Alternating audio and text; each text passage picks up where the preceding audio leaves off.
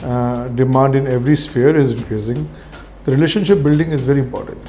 What are the opportunities that still, exist here for? So this is the place where demand is huge.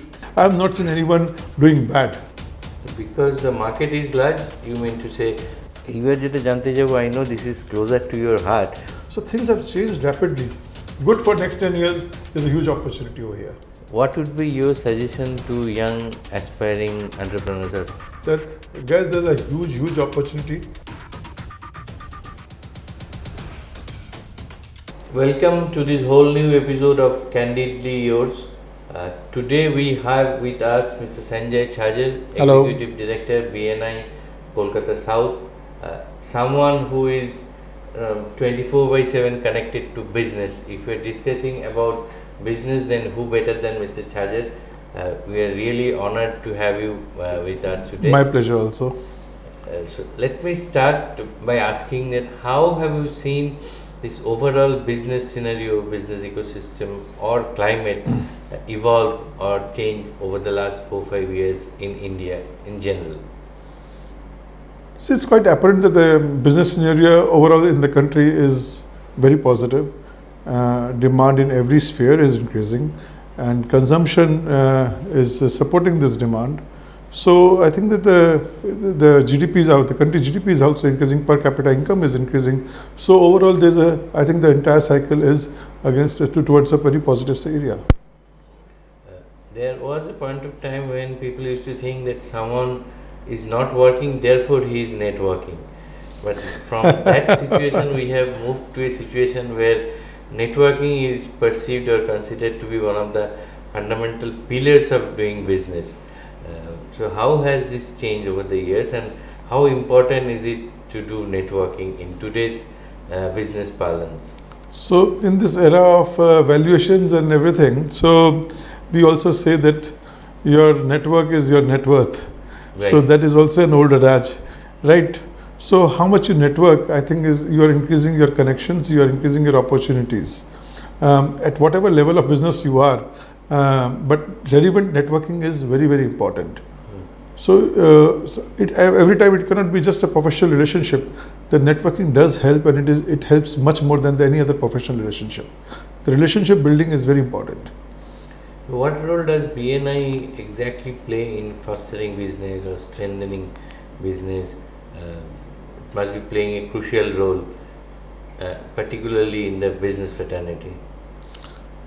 So it's very simply put, BNI tries to optimize the assets of each member, connections of that, what I said, net worth, when I'm saying the assets of each member for optimum use for other members as well. So when I'm talking about how BNI or how a networking helps, so it is I think the same thing. When a person is connected to 100 people and when he's particularly opening that exposure, opening that connections to the entire group, so each group member benefits out of that. And building the credibility is a continuous process which BNI teaches us. So how to build our own credibility, how we grow our business, how people start trusting us. So it's a complete package, I would say, in BNI, that how to make best use of increasing your network, and then how to make best use of the network to grow your business. So I think that such a structured manner, no other platform can offer this opportunity. It's on a win-win basis. Absolutely. Both the parties can benefit from it. So the idea is that, see, this is a very established organization. It's now 41 years old, spread across 78 countries now, over 350,000 entrepreneurs. So there's no rocket science for it. It is no other organization would be near this as far as business networking is concerned. And I don't think that anyone should focus also anywhere else apart from BNI as far as business networking is concerned. And since as we speak, we are speaking sitting in Kolkata, Bengal. So may I ask you, what are the opportunities that still exist here for young entrepreneurs, young businessmen, or aspiring entrepreneurs to do business here? I'm sure opportunities must be enormous. True. See, we overall, when we see the contribution from East India in the overall business of the country, you will see that we are lacking behind. But I think that with the population we have in the Eastern India or Bengal per se, this is a great opportunity as well. since we are lagging behind, there's a lot to catch up, and when there is a lot to catch up, then there's a lot of opportunity. So this is the place where demand is huge, and people from other states are fulfilling. So the moment you are starting your own construction unit, your own service unit in Eastern India, in Calcutta or in West Bengal, so the opportunity, the demand is sufficient. It is just a matter of mindset that once we start investing in this part, business will happen, it will grow. So the inhibition of not doing business in Eastern India, I think it is a myth. We should not be staying and continuing to stay with that. There's a lot of opportunity and people are growing. Whoever has invested over here in last 10 years, I have not seen anyone doing bad. And across around West Bengal, if you say around Calcutta, if you go around, the number of units which have come up, the number of multinationals who have started their distribution unit, their warehousing unit, they all are flourishing. This is a great signal that there is an opportunity over here for big investments to happen. Because the market is large, you mean to say the opportunities are also higher? Apart from market, the West Bengal gives the amazing opportunity of a port and reach to the neighboring states, reach to neighboring countries, and the infrastructure, the education. So I think it's no rocket science that no other state, I would say, is as equipped to grow. Maybe the other states which are already grown up, they will be coming to a stagnation where the opportunities, I'm sure, will be coming to West Bengal now and Calcutta per se, specifically Calcutta, where there will be a lot of potential. I think this is the time not to... This is a kind of super saturated. Absolutely. The space, the land, the mindset, I think it is super saturated. Maybe they will be growing in a different area, but basics, infrastructure wise and any other factories or inputs or the basic industries, what we say, there's a huge opportunity over here. I know this is closer to your heart, bringing up young entrepreneurship or young entrepreneurs. So how do you see, or what would be your take, like how is this young entrepreneurs are coming up? I mean, are they coming up in a big way, or what are the needs that, what are the things that need to be done to push them up and bring them up? You'll be surprised that at our age, around 80s and 90s, a person who's getting into a basic success in entrepreneurship of 30, 35, we would say that he's doing great. But now I'm seeing that entrepreneur of 20 years, 24 years, 22 years is doing great business. He has got a strong understanding of the business. So things have changed rapidly. It is not necessary that they have come from a very established family. The young entrepreneurs who are starting on their own have a huge clarity about their vision. So it is not the age which is a factor now, and there's a huge opportunity for youngsters to get into the business. And it need not be a parental business or family business. They have got a huge opportunity to do on their own. So first generation businessmen per se, they are also coming? Yes, so many of them. And opportunities are there in the city, whether it's a financial services or it is a manufacturing services, the opportunities are huge. You mentioned about financial services and other things. So which are the areas that you think should be focused more, or that can really come up in a big way? So if you go back to 1970s and 80s, Calcutta was hub of all the financial services. Financial capital. Financial capital of the country, and most of the financial services, the large chartered accountants, large financial offices were from insurance companies, banks. They all were headquartered in Calcutta. Large business houses were all have started from there. So I think that it is not yet that we have lost everything. There's a huge potential over here, and financial services in every sphere, like and especially now there's the technology taking up, right? And Calcutta has again a huge number of people who are well educated, well technology exposed. I think that we can do a lot over here. So your personal area of business is technology. Technology, and yes, IT, that's very close to my heart. Yeah. So how do you think technology adoption taking place in this part of the country and in the country in general, and how can technology change the overall business kind of landscape of India? So earlier we used to think that India, the labor is cheap, so let us not adopt technology. But that's again, I would say, a myth, because the technology is imperative and the manpower can be used for improving the technology rather than holding the technology. So, and this our country has realized, and we are adopting technology across the platforms, in every industry, every sphere. We are using because that's the way we have to grow. Unless we adopt the technology will be thrown out of the system, because the world is moving ahead at a very rapid speed, and so is technology. The opportunities to use the technology is also moving, and we have to stay with that time. If we want to grow, we want to scale up, we want to have bigger volumes in the business, automation, robotics, this is something which you have to adopt to. There's no way out that, and then Calcutta is also growing. Maybe it is lagging behind. Again, as I say, if it is lagging behind, good for next 10 years, there's a huge opportunity over here. That if you start on a low base, the growth rate is always higher. Absolutely. Like there's a small old saying, when we went to Africa, no one was wearing a shoe. Sure. So there was a great opportunity for someone, it was a zero opportunity for someone. So I'm looking at the great opportunity. The positive side. Absolutely. One very important part of technology adoption is AI, as you Yes. must be aware of. So there are a lot of myths still over AI adoption also. Some people fear that it might take away jobs. Some people think that we cannot live or without AI adoption. So what would be your take on this, and how should we move forward in this direction? My first computer class was in NIIT in 1986-87.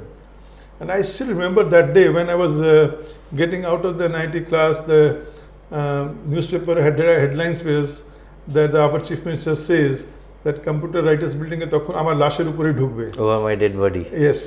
So, and now at that time we used to ask, how important is computer? Is it important or not? Can we live without it? And now 30, 40, 50 years have gone. And do you think that computer was good or bad for the country or for the state? So similarly, I think now the things are much faster. And this 50 years will become 5 years as far as AI is concerned. And unless we adopt it, we'll be thrown out of the system. And there's no question of not adopting it, believe me, you have to adopt it. It has come already, and we have to live with it. As soon as we understand, it is better for us. Every sphere, maybe a student, maybe an entrepreneur, maybe a lawyer, maybe a chartered accountant, or a manufacturing house, or a service provider, artificial intelligence has come in, and it is helping all of us. So people who have not thought about it, who have not explored it, are talking all this. But it has already come, it is there, and it is coming rapidly in our system, in our lives. So I think that talking about artificial to have it or not is no more a question, no more a matter of discussion. Do we It is have there. to? If you are not into this, you are out of the system.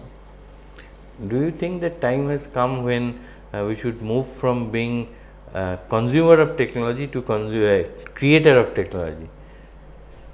Yeah, so consumer of technology and creator of technology, I think there's a very thin line difference between the two, very thin line difference. So unless we consume, we cannot create. So it goes hand in hand. So unless we require, the development is not there. So that it has to be, we cannot have any of them in isolation. So consumption has to be there to drive the development of technology. And when the consumption will be huge, automatically the need, the demand, the market would create the development also. So I think that they are two wheels of the one bicycle. Yeah. So one last question: what would be your suggestion to young aspiring entrepreneurs or entrepreneur wannabes, and how can BNI extend the support services to them? How can BNI help them grow? So first I would say that message to the youngsters that guys, there's a huge opportunity, take it seriously, and you can really make it big. There's a huge opportunity. Don't think that you can't do it. Every individual one of you have that potential also. Just get yourself ready mentally, and you can do it. Whether it is to be done by hard work, sincerity, all those jargons, all those I think that these young generations are aware about it. We did not tell them. They just need to be confident and go ahead. What BNI does for them is again to boost their potential. BNI brushes their potential, what we can do as in BNI, what we can do in the world. So reaching across so many countries, reaching across so many cities, collaborations, opportunities to collaborate, opportunities to learn, opportunities to sell. It creates a huge opportunity for the youngsters. So that what a youngster, when he's starting a business, he or anyone, not I would say youngster, but anyone would have starting a business will take 5 years to establish himself. If he uses BNI very positively, very strongly, very sensibly, he can reach that goal in 1 year. So it really speeds up your goal, reaching your goal. So you can really go, what you are planning to reach in 5 years, you can just put a goal for 1 year and use BNI properly, and you are there. And time is very important. And time is very important. So, although I said this would be my last question, I am tempted to ask you one Please more go ahead. question. Normally, we often criticize the government, whoever may be at the power at that point of time. But do you sincerely think that it's still, but many a times it is also said that government has no business to be in business. Still, we go on blaming the government. So, is it the government that, or should we be over dependent on the government, or the business can be run on its own? See, as far as government is concerned, I think that providing the basic infrastructure is their role, not beyond that. But honestly, let me ask that are we holding ourselves only because that basic infrastructure is not available or not up to the mark, or I don't think so. There's a lot we can do with what we have right now. So use the focus on the strengths what you have rather than grip about the weaknesses every time. So let us focus on the strength, and there's enough in the market. The government, whether how much they have done, we will be expecting more from the government, Always. whichever government. So that will continue. Dil mange But more. that should not hold your growth.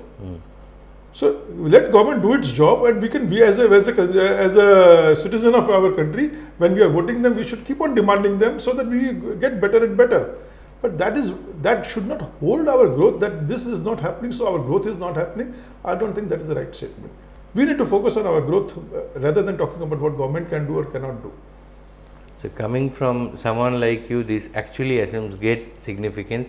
And let me conclude on that spirited note. I am sure many of the youngsters who are listening to this will be quite keen on joining the business, starting on their own. Definitely. And moving ahead. I welcome everyone, like the youngsters especially, instead of looking for startups, looking for joining MNCs, start your own business. Don't be afraid of the situation, circumstances. Be focused, and you guys will be able to be one of the Tatas, Birlas and ITCs and Godrej's tomorrow. I wish all of them a good luck. Good luck. So, when it comes to expectations from the government, it will always be a dil mange more. Of course. For entrepreneurs who are sincere on becoming an entrepreneur, they can start on their own. And as you rightly mentioned, there are enough ways to grow and start business. Absolutely. Thank you so much for joining us and for this valuable insight. Pleasure is mine. Look forward to meeting you again. Sure. Thank you. আনন্দ আর ভালোবাসার দীপ্তিতে গড়া সমুজ্জ্বল পরমা, ঠিক তোমারই মতো। শ্যাম সুন্দর company jewellers, Agartala, Udaipur, Dharmanagar, Kolkata.